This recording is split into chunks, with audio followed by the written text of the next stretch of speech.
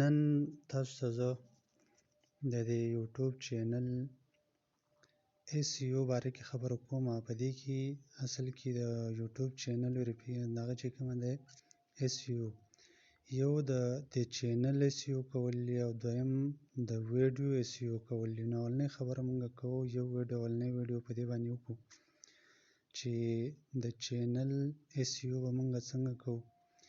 SEO څه ته ویل کېږي؟ نو SEO معنی ده سرچ انجن اپټیمایزیشن، یعنی د خپل چینل د تلاش اصلاح کول. چې سړی د خپل چینل SEO وکړي نو ستا د چینل چې بیا څوک سرچ کوي دا بالکل په اسانه باندې راځي، څه مشکل به نه.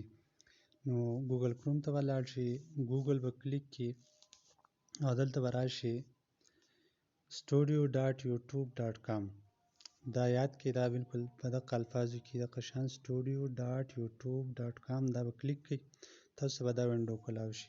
بیا به د 3 ډاټ له لاړ شئ، دې کې به تاسو ته لاندې یو ځای ښکاري ډیسکټاپ سایټ، دا ما کلیک کړو. ډیسکټاپ سایټ له چې لاړئ نو تاسو ته به دا قسم انټرفیس کولاو شي. دا وینډو چې کولاو شي لر سر ته که تاسو د ګچ سایټ ته وګورئ نو موږ ته په نظر باندې راځي دا دوه نښې.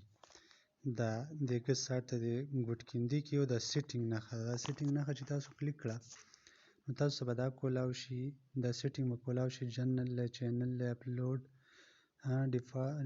ډیفالټس وغیره دا څیزونه دي. تاسو به دا چینل کلیک کړئ، دویم نمبر چې کوم څیز ده چینل، دا به کلیک کړئ. دلته به ښي طرف ته راشئ او فیچر الیجیبیلیټي دا به ووهئ. زه تاسو ته دا کوم خبرې چې کوم دې ته ویل کېږي چینل ویریفیکیشن. تاسو به دا 3 نښې ښکاري د 1 2 3 دا ورته لیکلي دي. اولنی چې کوم زما د انیبل دی شین دی، بیا بل هم انیبل دی شین دی، دریم هم انیبل دی شین دی.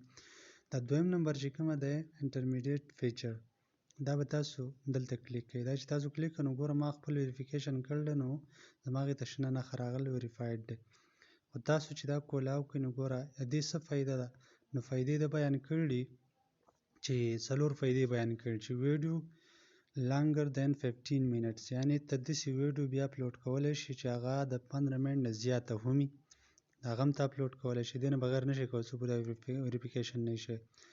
دویم دا چې کسټم تمنلز، ته په دې کې تمنل لګولی شي، تمنل ډېر لوی اهمیت دی، په هغه بیا چېرته خبرو وکړو. دریم نمبر د لایو سټریمینګ، ته په خپل یوټیوب باندې لایو راتلی شي بیا چاته.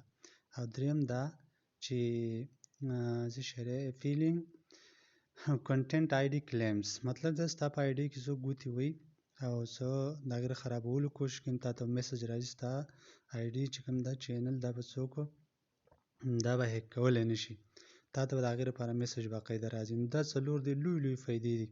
نو ته به دلته داسې چل وکړې، دلته اوس ما ته نه راځي چونکې زما د چینل خو مخکې ما دا هر څه ولګ کړي دي، ویریفاید کړی مې دی. دلته به تا ته راشي ویریفاید نمبر، نو ته به هلته ایښودو، پای کې به راځي تا ته چې خپل کنټري سلیکشن وکړه، پاکستان به سلیکټ کړي.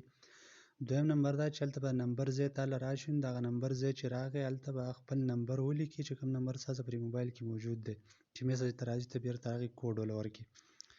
نمبر چې تا کلیک کوو نو یو هغې کې به یو دا خیال وساتئ چې 0 به ورسره نه لیکي، لکه 0 دی نو 0 به نه لیکي بلکې 347 به ولیکي، خو ټول نمبر به ولیکي. تا ته به میسج راشي چې میسج ته راغی، هغه کوډ به دې ځای کې ورکړي، هغه انسو کوډ، هغه کوډ چې ورکړو نو بیا به یې سبمیټ کړي. چې سبمیټ دې کړو نو تا ته میسج راشي چې یور چینل ویریفاید، یور نمبر هیز بین ویریفاید، غالبا داسې میسج به تاسو ته راشي چې هغه تاسو وکړو نو بس تاسو چینل دا ویریفاید شو. چې کله ویریفاید شو نو ګوره ستا دغه په دغه نوم باندې په کوم ځای کې ستا چینل خلک سرچ کوي نو بالکل په اسانه باندې به راځي، څه مشکل به پکې نه وي.